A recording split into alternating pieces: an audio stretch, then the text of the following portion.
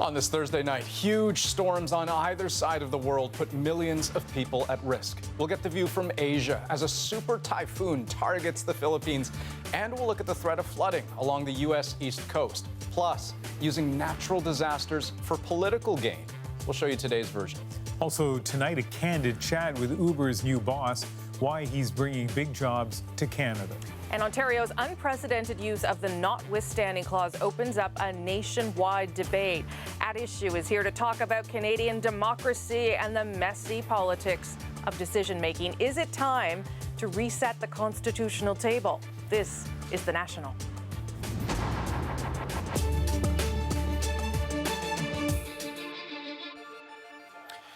Time's run out for people in the path of Hurricane Florence to get out. The Category 2 storm has begun its slow, steady assault on the southeast coast of the United States. This is what it looks like right now in Wilmington, North Carolina, which is expected to take a direct hit when the eye makes landfall sometime overnight and into tomorrow morning. And let's give you the view from high up. This satellite image shows you just how big this thing is, and as the image changes, just how close it is to the coastline. About 10 million people are potentially in its path. And while, yes, Florence has downgraded in strength over the last couple of days, the big concern is how it could slow to a crawl. If the forecasts are right and this storm stalls over the Carolinas, you'd be able to jog faster than this thing is moving, which could mean hours upon hours of shredding winds, relentless rains, and life-threatening storm surges. It'll stick around for a while. And watching developments right in the hurricane's path, the CBC's Paul Hunter. Paul. Hey, Andrew. This is Florence. The outer edge of the storm hit this part of North Carolina late this afternoon, and things changed quickly. It was kind of a cloudy but calm day for most of the day, and then boom, this. This one's a bad one already. And so it begins. In comes the seawater along the North Carolina coast. Down go the power lines as the wind picks up, while rain, sheets of it, pours onto city streets. Florence, long awaited, has arrived. In New Bern, north of Wilmington, they're already knee-deep in it. Waterfront parks are now under water. And all of this just since mid-afternoon. Nearly 30,000 people in North Carolina already are without power, and that number is rising. The worst of the storm is not yet here, but these are the early warnings of the days to come.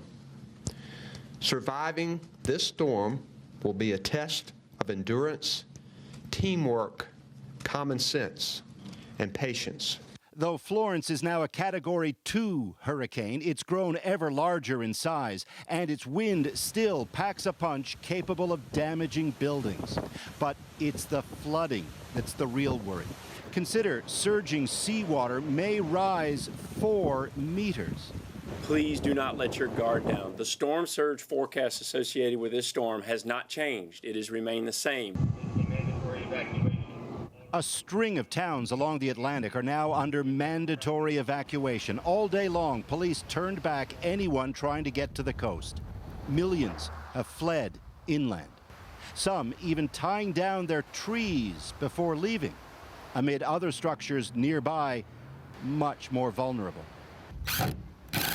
Up on higher ground, if only slightly, Dave Cannon, who survived Superstorm Sandy in New York 6 years ago and told us he's staying put for Florence. Fasten everything down as much as you can, and then you hunker down and you know, Cross your fingers. Prepare for the worst and hope for the best. I mean, that's the standard line right now. But as the storm moves in and those who did flee are now packed into shelters, there's another worry. What, if anything, will be left when they get home?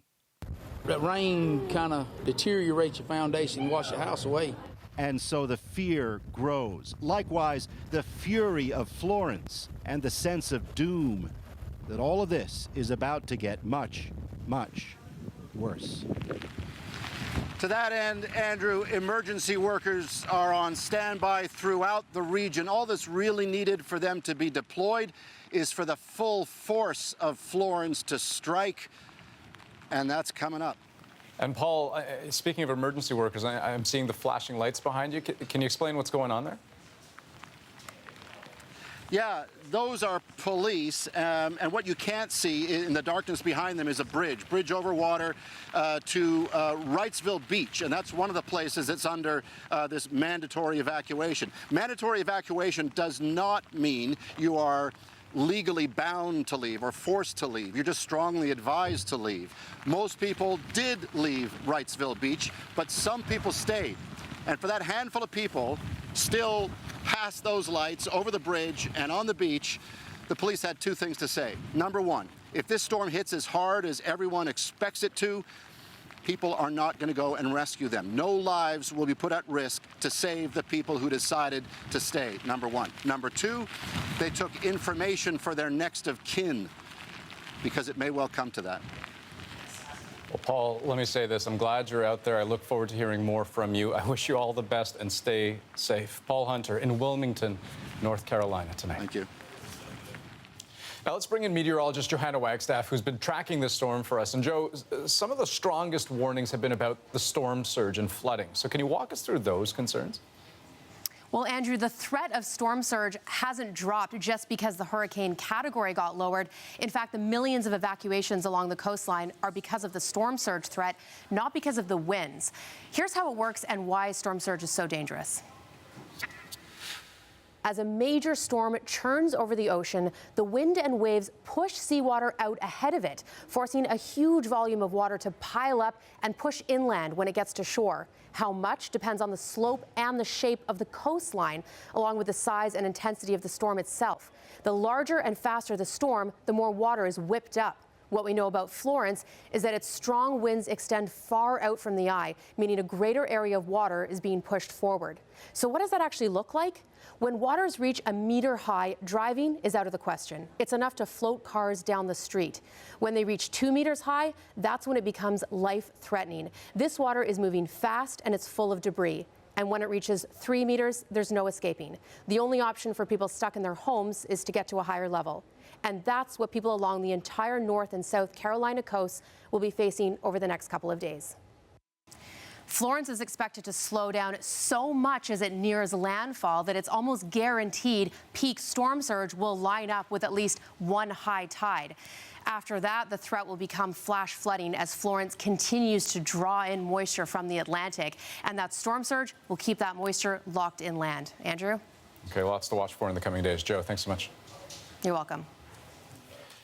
And of course, for the past few days, U.S. President Donald Trump has been urging people to get out of Florence's path. But already, his handling of this crisis has been a reminder of his response to another 1 year ago. Widespread destruction on the U.S. island of Puerto Rico by back-to-back hurricanes, Irma and Maria.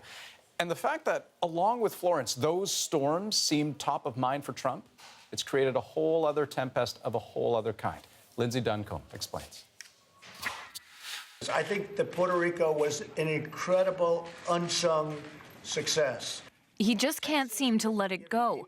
All week, Donald Trump has defended his government's response to Hurricane Maria last year, even as another violent storm threatens the U.S. Then this morning, the president went even further, disputing the official death toll. 3,000 people did not die in 2 hurricanes that hit Puerto Rico, he tweeted. This was done by the Democrats to make me look as bad as possible. If a person died for any reason, like old age, just add them to the list. Ridiculous, say Democrats. The death toll in Puerto Rico is abominable and abhorrent, and it's a lesson in our need to do better for fellow Americans in Puerto Rico. Until earlier this month, the official death toll was 64. These pictures from June told a different story. The refrigerated trucks held unclaimed bodies. George Washington University looked at both direct and indirect deaths and revised the figure to almost 3,000 dead. There is no reason to doubt, the validity of these studies. San Juan's mayor called the president delusional and unhinged. Even Republicans wouldn't defend the president's tweets today. So I have no reason to dispute these numbers. I was in Puerto Rico after the hurricane. It was devastating. In a recent report, FEMA acknowledged deficiencies in the Hurricane Maria response. At a cost of $12 billion, it was the largest and longest in the agency's history. But power was only recently restored to everyone. And just this week, pictures emerged of water bottles, perhaps millions of them, left on a tarmac in Puerto Rico months ago, still undelivered and unusable. Lindsay Duncombe, CBC News, Washington.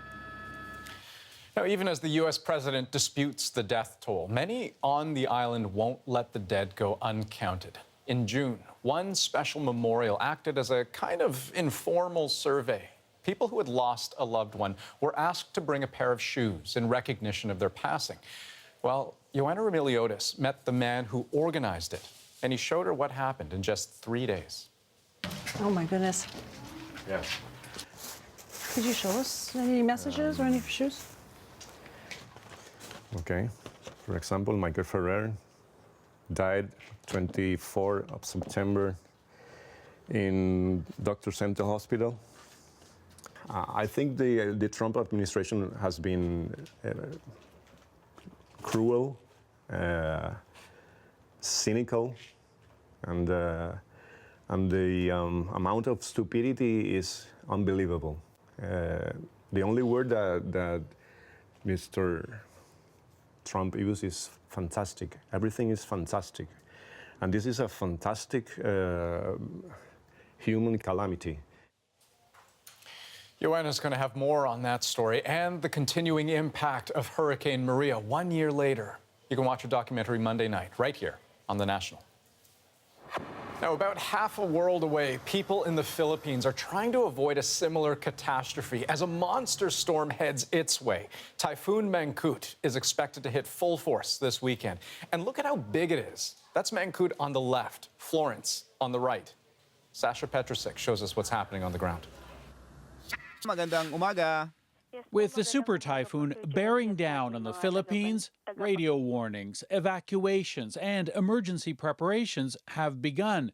So have the rains and moderate winds. Flooded highways in Manila are already causing problems. Flimsy construction in poor areas means roofs have to be tied down.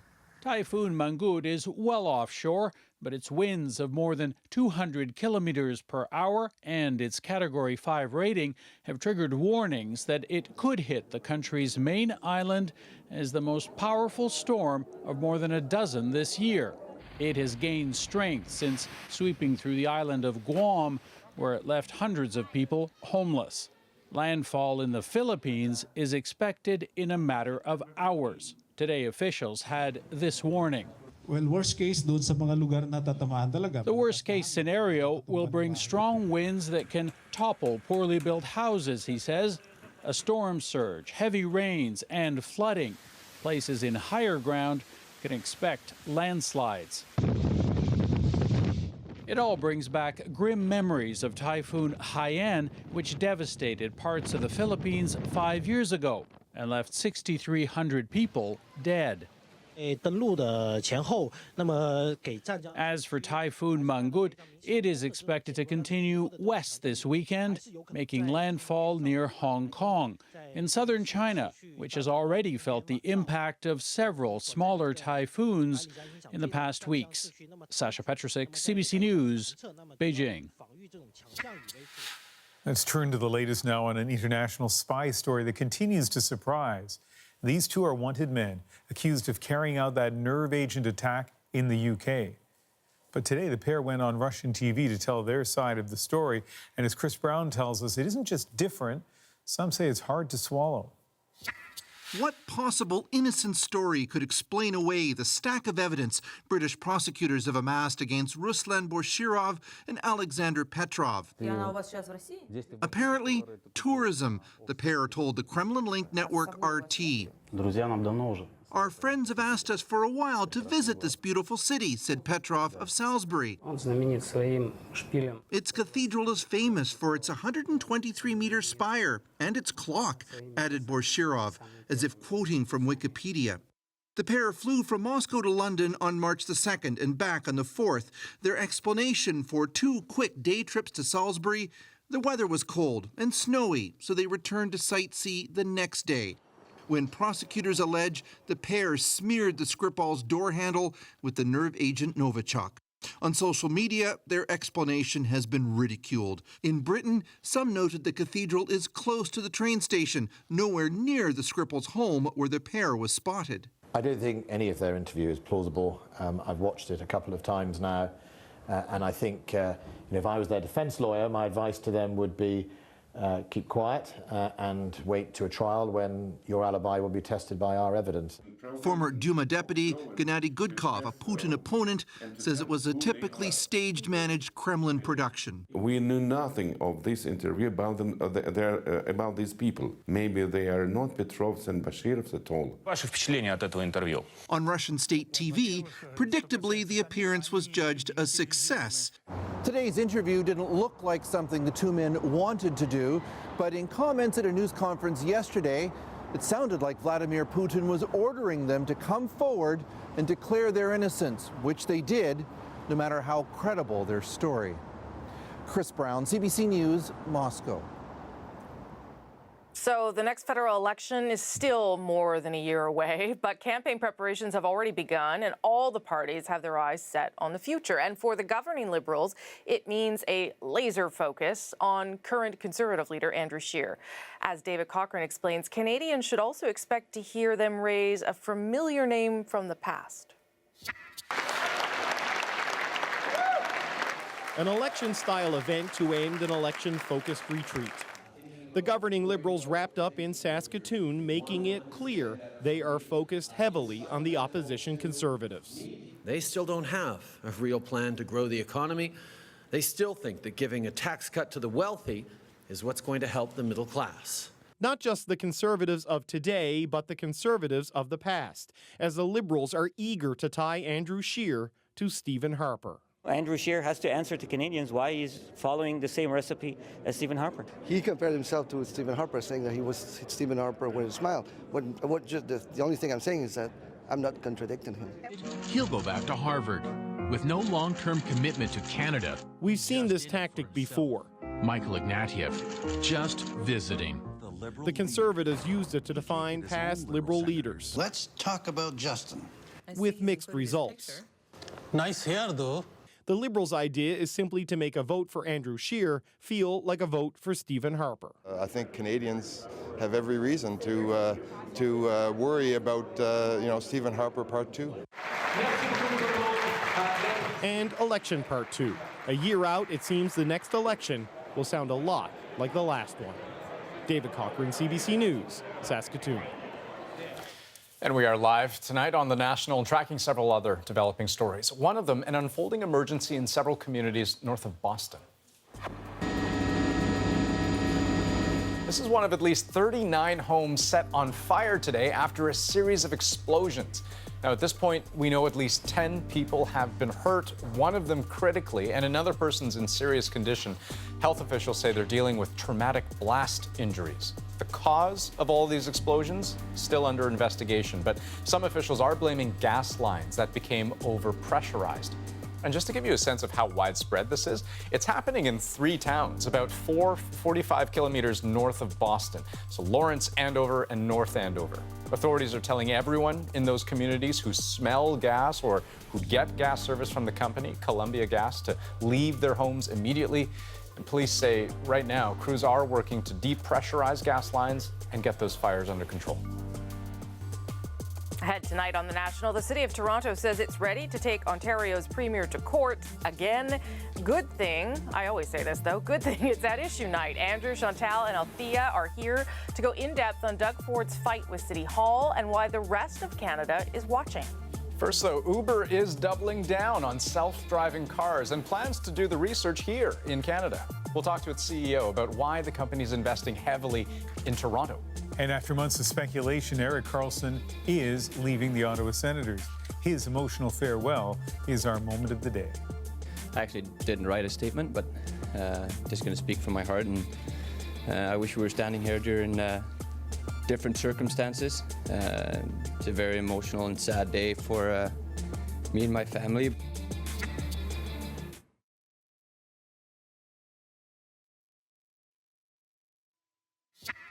We're going to be investing over $200 million locally in this market over the next 5 years. And we anticipate that our headcount in Toronto is going to get to 500 employees. So we're really looking forward to that. And with that, Uber just elevated Toronto to one of its key centers for self-driving car research. But noticeably, its CEO didn't mention any of Uber's persistent PR problems. The company's had a lot of bad press in recent years, and this, if not an outright apology tour, is certainly a reset with the public to convince people that self-driving cars are still the future. Our technology reporter, Matt Braga, looks at how they hope to pull it off. When the plan is to have 500 people, it's not going to be a satellite office. Dara Khosrowshahi is betting big on Toronto. We see incredible talent here in Toronto. The immigration policies that Canada has also, we think, are quite progressive. And like almost every other tech company, Uber is hungry for expertise in artificial intelligence. But unlike other tech companies, it says it doesn't want to whisk that talent away. We don't see this as an export. We view this as really an import office. Actually, a lot of talent all around the world from Uber is going to come to this office, and then we're also going to build talent. Some of them will be destined for Uber's new engineering office, its first in Canada. But others will work for the Advanced Technologies Group, or ATG, the lab leading Uber's research on self-driving cars. That's a field where Uber faces stiff competition from companies like GM's Cruise or Waymo, all while dealing with its own recent crisis. The vehicle was traveling at approximately 40 miles an hour. In March, one of Uber's self-driving vehicles struck and killed a woman in Arizona. Its fleet has been grounded ever since, relegated to simulated driving and the test track. Doing well on camera doesn't mean that you do well in the three-dimensional space. Right. But ATG's Toronto lab, led by Chief Scientist Raquel Urtasun, is going to be fundamental in getting the company back on public roads. We hope with the work here that we will get systems that are actually better, and therefore the likelihood of something like that happening reduces. Urtasun is considered a superstar in the field of computer vision, specifically in the area of perception, helping Uber's self-driving cars see farther, identify objects more accurately, and react more quickly. So if you want to do self-driving, there is basically 3 different tasks that you need to solve. You want to estimate where everybody is in the scene. The second one is that you want to estimate where everybody is going to be going in the future. And that's important because the third step is that you want to plan a safe maneuver. She says they've accomplished a lot in the 15 months since her lab opened. Enough, it seems, to convince Khosrowshahi not to abandon the effort altogether after that fatal collision, and in fact actually expand her team. In working with the team here at ATG, really reaffirmed the fact that this self-driving technology ultimately is going to be good for the world and is going to make the streets safer. Right now, our focus is getting back on the road in a safe way. Still no word on what will happen, but Khosrowshahi is confident that with its investment in Toronto, Uber can actually raise its bar on safety when it does. Matthew Braga, CBC News, Toronto. And still ahead tonight on The National, we'll take you inside a father and son operation. Their mission, to sell socks, spread happiness, and help others with disabilities find a place to work. First, though, it's at issue night. Andrew, Althea, and Chantal are here. We'll go in depth on the ongoing battle between Ontario's Premier and Toronto City Hall. That's next.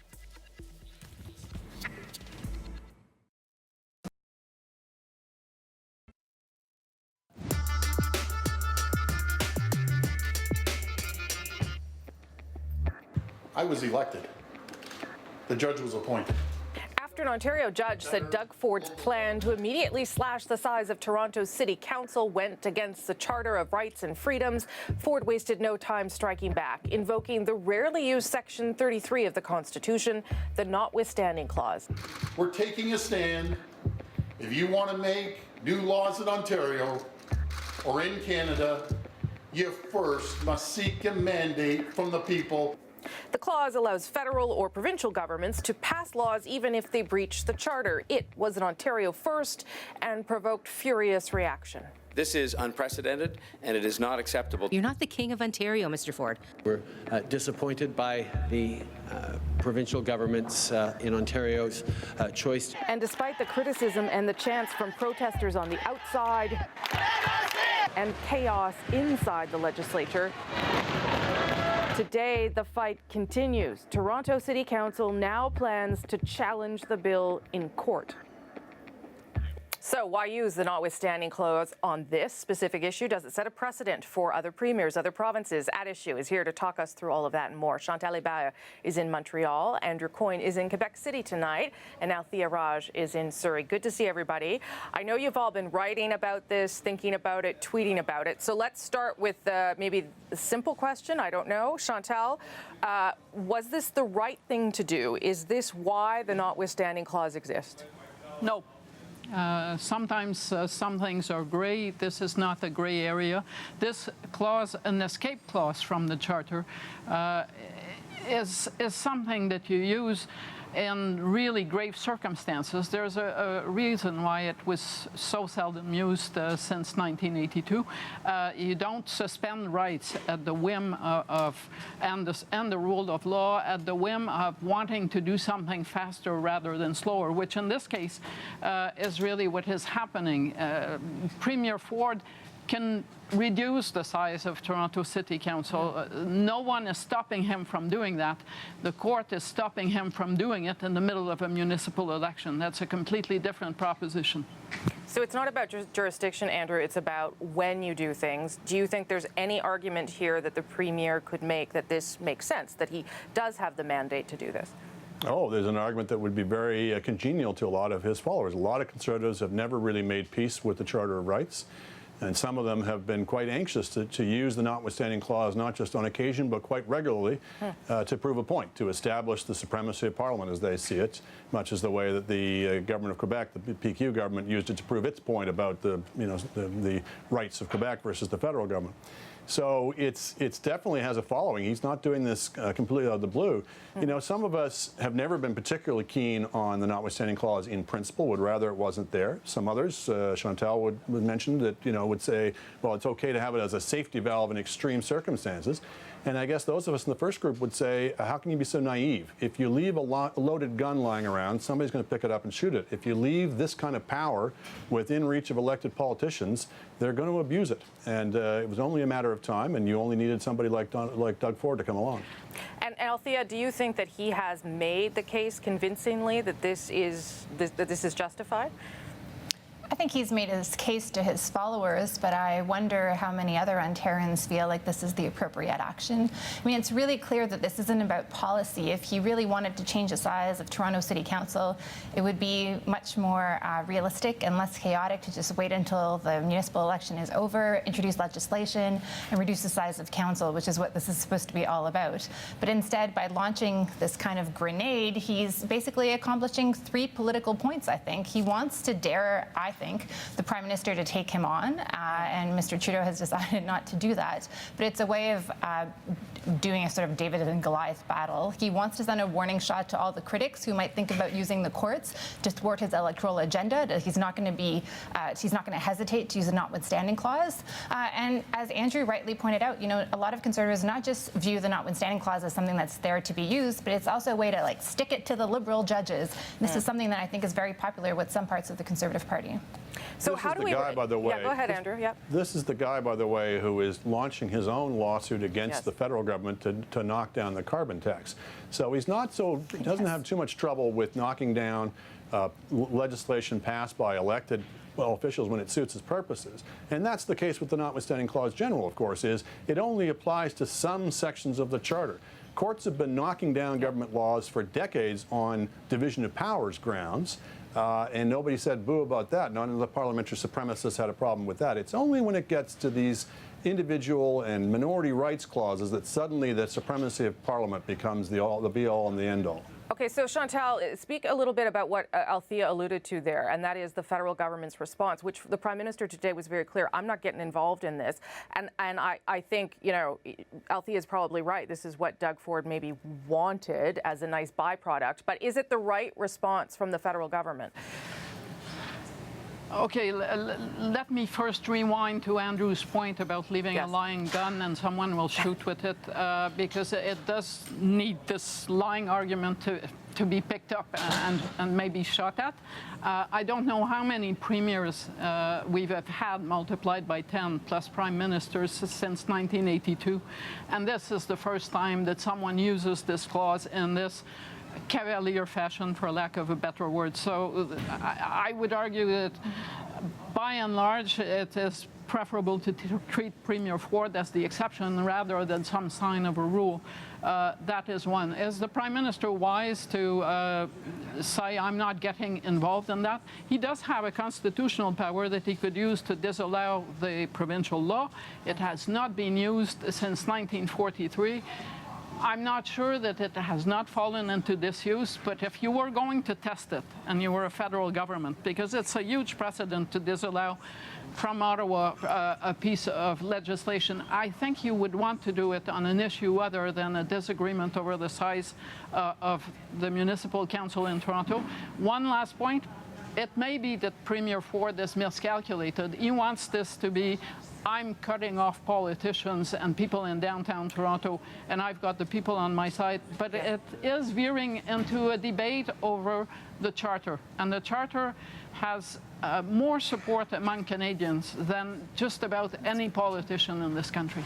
Althea, Andrew, and then Althea, and then I'm going to change topics. Go ahead, Andrew. I agree with Chantal that we're unlikely to see them using disallowance. I'm not so sure I agree that there's been rare instances when people have used or contemplated using the power in not particularly responsible ways. The government of Alberta used it to try and get out from under the same-sex marriage, which wasn't even provincial jurisdiction. Yeah. They contemplated using it quite seriously to exempt themselves from lawsuits from mentally handicapped people who had been forcibly sterilized in the past. And who knows how many other times people have tiptoed up to the edge of using this and drew back at the last minute. They will be much less likely to draw back now, I suggest, after Ford has established this precedent. And that's what really worries me is Ford himself has said he's going to use it repeatedly. And who knows what other premiers are out there who are going to follow his example. Okay, Althea, on that. Yeah, and I'm at the NDP caucus in Surrey. It's the reason why I'm here. And the NDP today proposed that there should be a committee of experts that gets together to decide what other options are available to the government. Now, there aren't actually that many options, and Chantal is right. She mentioned disallowance. A lot of people actually think that that power basically no longer exists because it hasn't been used. But the court could, the federal government rather, could ask the Supreme Court to weigh in on this issue. And is this the appropriate use of the Notwithstanding clause? And perhaps, in light of Doug Ford's threats, we need to have clarity on that. Okay, I want to switch topics because the House is coming back next week for the beginning of the fall sitting. The Prime Minister, they're also having a caucus in Saskatoon, the Liberals, and so the Prime Minister gave us a taste of some of the things we can expect. It did sound very election-y. Here's what Justin Trudeau said today. To Conservatives, empowering women, reducing inequalities, fighting climate change, or investing in infrastructure simply aren't part of their priorities.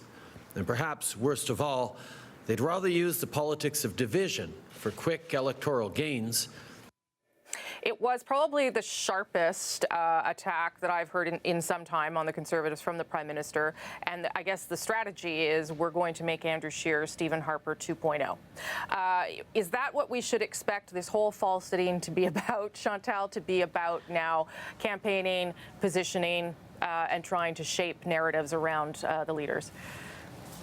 I'm not convinced. If this sounded like a bit of a broken record, it's because you heard that speech and that attempt at the last Liberal convention.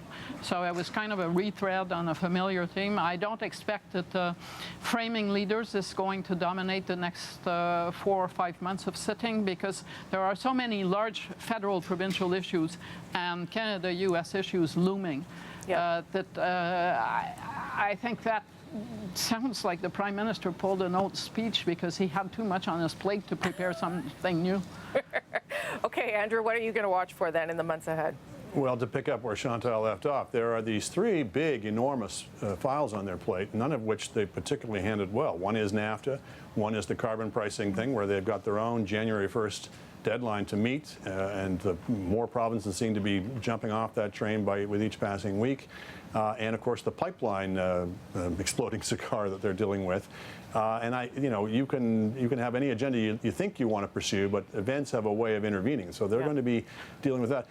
I will say the Liberals may have some fun going back at things by raising issues that are likely to make the Conservatives uncomfortable vis-a-vis Maxime Bernier's new party when we find out what it's called. that there will be issues in which the Conservatives will be uncomfortable perhaps raising much of a feisty opposition to the Liberals on it, and which Bernier will be quite willing to plow into, and that would be fun for the Liberals to see then. Althea, what do you think we should watch for? Yeah, I would just add to Andrew's list cannabis, which is going to be legal on October 17th, which seems like it's going to create a bit of chaos in a number of different jurisdictions, as there doesn't seem to be a smooth plan rolled out.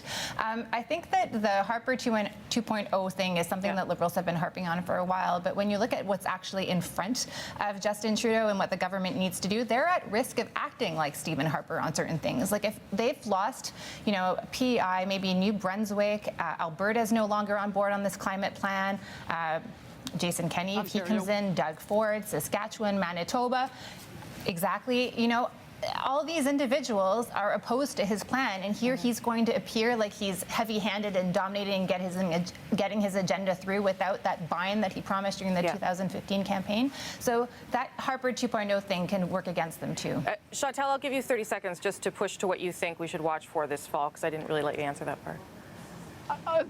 Certainly, the Trans Mountain pipeline, I would add indigenous agenda issue. It seems to be a really big one. We don't know what's going to happen to NAFTA. And yes, we will be watching for those by-elections that the Prime Minister will be calling, that would have the leader of the NDP run in BC, and the NDP try to hang on to the Outremont riding of its former leader. Big moments for the NDP there. Okay, we've got maybe a minute. I'm going to do something that you all hate. Well, I know Chantal and Andrew hate doing these kind of games, but I'm going to make you do it anyway, just to bring me joy. What do you think will be the topic of the first question when question period resumes next week? Let's assume Justin Trudeau's there on Monday. I'm not sure that he is. Andrew Scheer gets up, or Jagmeet Singh can't, but whoever gets up to ask the question, what's the topic, do you think, that dominates? Chantal, you get to go first. I think Trans Mountain Pipeline, both the opposition parties have positions on the issue and points that they think they can score off the Liberals. I'm saying that thinking that there won't be a major decisive development on NAFTA between now and when the House returns. Okay, Andrew. I would guess the Conservatives will ask about Dominic LeBlanc's ethics issues, because that's always fun and easy. And perhaps the NDP will ask about Ford and Notwithstanding, because they're trying to present themselves as, they are the real opposition now provincially in Ontario.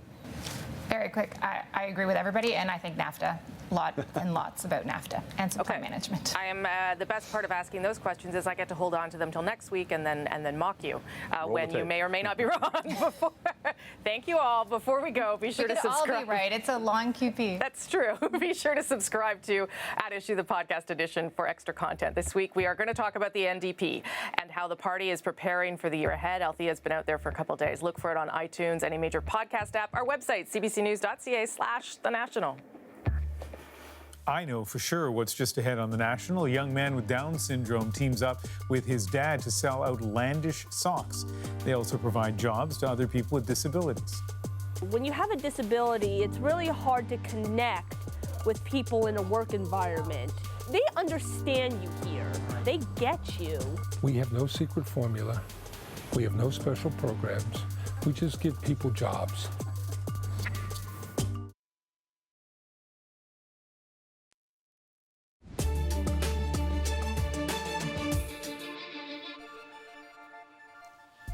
We are live tonight on The National, and we are tracking the latest on Hurricane Florence. You're looking at the scene right now in Wilmington, North Carolina. The monster storm is just hours from making landfall, and this coastal community is in its direct path.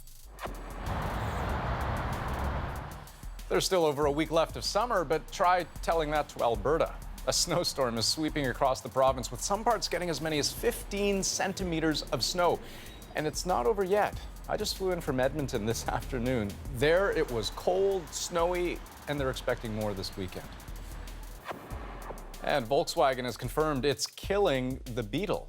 They've decided to end production of that iconic car next summer. They didn't give any specific reason, but sales have slumped in recent years. Well, in this next story, a young man with Down syndrome is a driving force behind a successful family business. He and his dad sell offbeat socks. They also make a point of hiring people with disabilities. Stephen D'Souza went to see why it all seems to work so well. I draw a picture, a firework, and a flag. That's just my idea. Meet John Cronin, an entrepreneur on a mission with a simple idea. Socks and more socks. Socks, socks, and more socks. Over here, I'll show you. He was born with Down syndrome. 2 years ago, about to graduate from school, John wanted to start a business and work with his dad, Mark. They bounced around some ideas. We like the idea of a food truck, but we ran into, what are we doing here? Oh, that's a food truck socks? Mm-hmm. But then we ran into a problem. What was the problem? A real problem, we can cook. Yeah, we can't cook. Eventually, they figured it out. Crazy socks. John had worn them his entire life, so the idea was a perfect fit. It's fun, it's colorful, I like to be creative. I do all things fun, and I always limit being me. They started with a simple website and some Facebook videos. John's story and personality were a hit. He went viral, and the orders started piling up. Socks were flying off the shelves. In their first full year, they sold more than 40,000 pairs, raking in more than $2 million. As the Chief Happiness Officer, John is the face of the company and more. He takes and fills orders. He designed a special Down syndrome superhero sock, and for every shipment, he adds a personal touch, a handwritten thank you note and some candy that's emblematic of the company's overall mission. What's our mission? Our mission is spreading happiness, Dad. And every day, that's what we're working on, is spreading happiness. Another part of their mission, giving opportunities to people like John. 18 of their 35 workers have differing abilities. You know, it's a good place just to be with people like you. Aaliyah Mikio has a form of autism. She joined the company in April. When you go to other jobs, there's other people like you. When you have a disability, it's really hard to connect with people in a work environment. So when coming to John's Crazy Socks, you have that connection. They understand you here. They understand, you know, like your struggles, your weaknesses, your strengths. They get you. You guys working hard? Yeah. Has it been good? Mark Cronin says people with disabilities just need opportunities. We have no secret formula. We have no special programs. We just give people jobs. 5% of their profits go to the Special Olympics and other charities. And they count some famous people among their fans, including Justin Trudeau. So you sent him some socks, and he sent you this thank you letter? Yes. But as much as they're enjoying the company's success, Mark says the biggest reward is seeing his son and others like him succeed. Because I keep seeing positive steps almost every day, I can't say surprised anymore, because there really are no limits. I love Dad. You're my boy. I'm a lucky man, right? The two show no signs of slowing down. They've got plans to expand to a bigger space, to sell more socks, and spread even more happiness. Stephen D'Souza, CBC News, Huntington, New York. That was nice. Up next on The National, Erik Karlsson's emotional farewell, a tough pill to swallow for Senator fans. Pretty big move for the Senators. I think it's going to deter a lot of fans. Karlsson's a big part of what people love going to see the Sens for. See a player like that, just it's not a good thing for Ottawa, I think.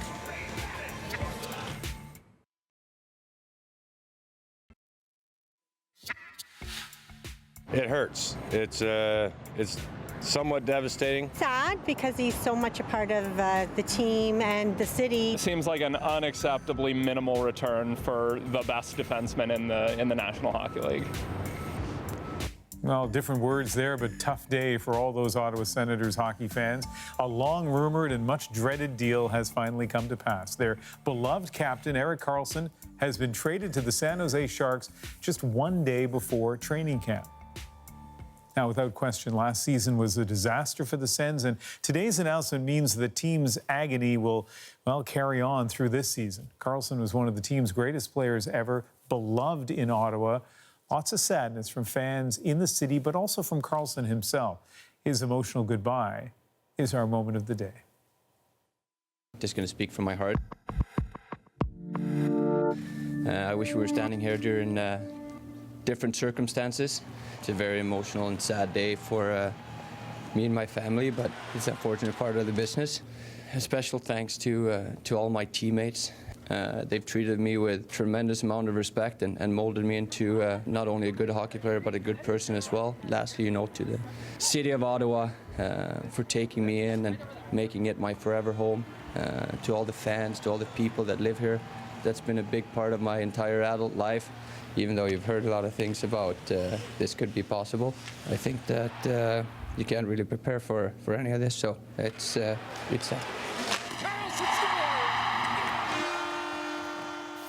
So you both know I don't know a whole lot about hockey, but I do know that he was and remains really important to the city in the same way that Daniel Alfredson was. And I do know that there's a lot of anger in Ottawa about how the team is being managed by the owner. And one person on Twitter called this a dumpster fire of a trade. And so that's how it's going down in this town.